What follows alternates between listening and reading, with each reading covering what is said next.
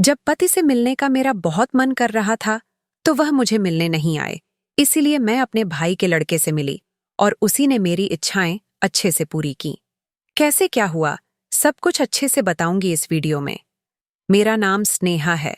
मैं 40 साल की हूँ, लेकिन दिखने में इतनी सुंदर हूँ कि अभी भी 25 साल की ही लगती हूँ। कुछ दिनों से मेरे पति की इनकम कम हो गई थी, तो वह कमाने के लिए बाहर चले गए। मेरे एक भी बच्चे नहीं हैं। पति के जाने के बाद घर जैसे सूना सा हो गया था। हर कोने में सन्नाटा पसरा रहता और मुझे समझ नहीं आता कि दिन कैसे काटूं। इसी अकेलेपन से बचने के लिए मैंने भैया के बेटे आदर्श को अपने साथ रहने के लिए बुला लिया। आदर्श 22 साल का था, पर उम्र से कहीं ज्यादा समझदार और जिम्मेदार था। वह हमेशा से मेरे करीब रहा था, मुझे सम्मान देता था और मुझसे खुलकर बातें करता था। जब वह मेरे घर आया तो जैसे घर में फिर से रौनक आ गई। उसकी बातें, उसकी हल्की फुल्की मस्ती और उसकी मौजूदगी ने मुझे अकेलेपन का एहसास ही नहीं होने दिया। वह ऑफिस के काम के बाद मेरे साथ बैठकर घंटों बातें करता, कभी पुराने दिनों की, कभी जीवन के सपनों की। एक दिन मैंने आदर्श से कहा, मुझे लगता है कि अब मुझे भी कुछ करना चाहिए, कुछ ऐसा जिसमें मैं भी दिन भर व्यस्त रहूं। आदर्श ने तुरंत जवाब दिया, बिल्कुल बुआ, आपके हाथों का खाना इतना लाजवाब है, क्यों ना आप एक छोटा सा होम फूड बिजनेस शुरू करें। मुझे पहले हिचकिचाहट हुई, लेकिन आदर्श ने पूरा प्लान बना लिया।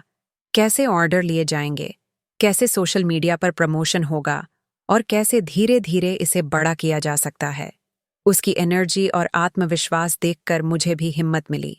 धीरे धीरे हमने घर से ही ऑर्डर लेने शुरू कर दिए। आदर्श मेरी मदद करता, हर छोटी बड़ी चीज संभालता।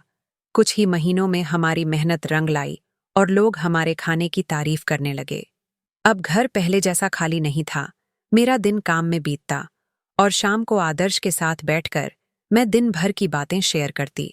वह सिर्फ भैया का बेटा ही नहीं, बल्कि मेरे जीवन का एक नया सहारा बन गया था। एक ऐसा दोस्त जिसने मुझे मेरी खोई हुई पहचान वापस दिला दी। लेकिन एक दिन जो हुआ, उसने हमारे रिश्ते को बहुत ही ज्यादा मजबूत कर दिया। एक रात मैं सारा काम धाम निपटाकर छत पर बैठी थी और कुछ सोच रही थी। तभी आदर्श आकर मेरे पास बैठा। मौसम बहुत सुहावना था, हल्की ठंडी हवा भी चल रही थी, चारों ओर शांति थी।